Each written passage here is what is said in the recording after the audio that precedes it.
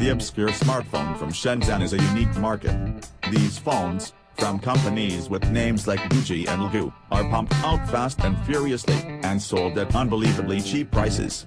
They also show little concern for the intellectual property of major manufacturers like Samsung, Apple, and even Xiaomi. To call these phones, such as the Gucci Mix, clones would be a kind understatement. But although these phones aren't powerhouses, they usually offer a lot for the price. And while mainstream consumers have never heard of them and will likely never will, there's a segment of Android fans who follow these phones closely. They may be interested because they simply cannot or will not pay the high prices of major brands, or maybe they're just curious at how breakneck these Shenzhen factories can churn out very usable clone phones. Phone wars. Of the dozens and dozens of these phones that hit the market last year, the Elephone S8 was probably the most well-received and drew the most intrigue, because it packed a relatively powerful chipset from mid-tier chipset maker MediaTek, and featured a Quad HD display. Naturally, those who follow this niche market are excited about the follow-up. And after testing an early pre-production unit of the device, I can say that the hype is justified, and Elephone is probably going to take the crown again in 2018's obscure Chinese phone brand war. The fact that Elephone rebranded the phone to U Pro instead of naming it S9 gives away the company's intentions. It no longer wants to be an obscure Shenzhen brand that makes shameless rip-off phones. Its previous two phones, the S8 and S7, were definitely meant to steal some of the web traffic for people searching for Samsung phones. This year, the U Pro is its own phone. Mostly, anyway, because the design is still very blatantly inspired by the Galaxy S8 or upcoming Galaxy S9, if you factor in the vertical dual cameras and location a fingerprint sensor. But considering that Huawei, with the Mate 9 Pro, Xiaomi, with Mi Note 2, and LG, with the V30, have all released phones with similar designs, Elephone can perhaps be given a pass here. As a result, the Elephone U Pro is a gorgeous phone. It has actual slim bezels that can match the big boys, and a display that curves at both sides just like Samsung's phones.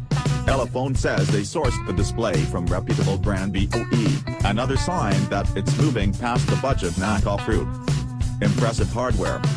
There are two more key firsts for the U Pro when compared to other small Shenzhen brands. The first is that it runs on Qualcomm Snapdragon 660 chipset, instead of the much cheaper MediaTek processors that all other budget Chinese brands and Elephone previously used. Now, the 660 chipset is Qualcomm's mid-tier SoC system on chip, but the fact that Elephone is working with Qualcomm, which requires licensing fees from manufacturers, is another sign the company is making a push to go legit instead of relying on MediaTek like most budget brands. The 660 is more than powerful enough to handle all smartphone tasks and games, just not at the speed of the 835 that powers Samsung and LG phones. The other key first is sort of funny. The U Pro has a real dual camera setup. You see, it's an open secret that many budget Chinese phones use a fake second camera on the back for decoration only, that the bokeh effects are software additions. Elephone is having none of that nonsense, and used California-based Arcsoft to optimize its dual 13-megapixel cameras. The result? Real bokeh effects and solid photos. Solid software. The phone runs Android 8.0, quite impressive, considering my Samsung and LG flagships still run older Android 7.1.1, with a very light skin on top. Elephone's designers have clearly put some thought into its software skin too, because it's quite pleasant to use. For example, the U Pro has redesigned Android's navigation buttons. The biggest change is that their home button has been turned into a flat horizontal bar that resembles the iPhone X's swiping bar. And yes, that's exactly where Elephone got the inspiration. The U Pro's home button can be swiped up to bring up the app tray. This changes the stock Android behavior of swiping up from the dock, and I like it. The back and recent keys operate the same, except for an aesthetic change. But that's not all. Taking a page out of the Vivo V7 Plus, you can hide the navigation buttons completely and go to a swiping gesture. Here's how it works. You swipe up from the bottom of the display, near the part where the button would be, to activate that functionality. So to go home, simply swipe from the bottom middle of the screen. To go back, swipe from bottom left. It works great, and I want other Android phones to implement this.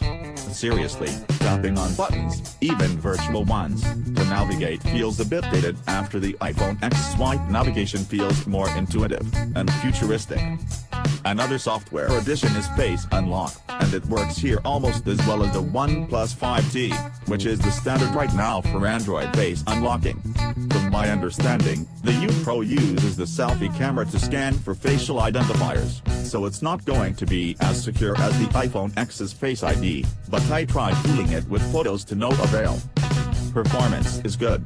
It's not going to blow you away like the OnePlus 5T or Huawei Mate 10 Pro, but in my testing it handled every task easily. The 3550 mAh battery can go all day too. Let's talk about that display. It looks gorgeous, with punchy colors and deep blacks, and the curvature is just right. Elephone has also implemented some really effective palm rejection software, so I didn't suffer from erroneous palm touches like I did on early Samsung Galaxy phones that had curved screens. There is, however, a bit of light leak from the edges of the panel, a sign that the craftsmanship isn't quite Apple or Samsung or Huawei level, but it's a slight flaw I can deal with, as it's only noticeable if you look at the device from the sides, in a dark room. If you care about benchmarks, I ran the U Pro through Geekbench and PCMark, and it scored respectably in both 1,559, 5,197 in single, multi-core for Geekbench, and 5,423 in PCMark. The 6GB of RAM on Android 8.0 really helped the Snapdragon 660 overachieve. The camera app is a bit complicated to use but has a myriad of shooting modes, including really fun filters that can be used for photos and videos. The U Pro's shutter is fast and photos are surprisingly well balanced. It does suffer in low light situations, however. Below are more photo samples. It's obvious Elephone really put a lot of effort into the U Pro. The company could have used a weaker, cheaper MediaTek chipset, could have went with the vanilla Android software that's found in most budget phones, and could have used the fake second camera. Instead it chose to pay Qualcomm licensing fee to use its SOC. It chose to go with the real camera, and an optimized Android 8.0 software. The result is the best phone from these little-known Shenzhen manufacturers yet, by miles. This comes at a cost, however. The Elephone U Pro, with 128GB of storage and 6GB of RAM, sells for $430-ish right now. There is a cheaper variant, without the Pro moniker, that sells for around $350. That device, however, uses MediaTek's P23 chipset, which will be less powerful, but you'll be getting the same beautiful, if unoriginal, design. Both devices are still much cheaper than the Galaxy S8 though.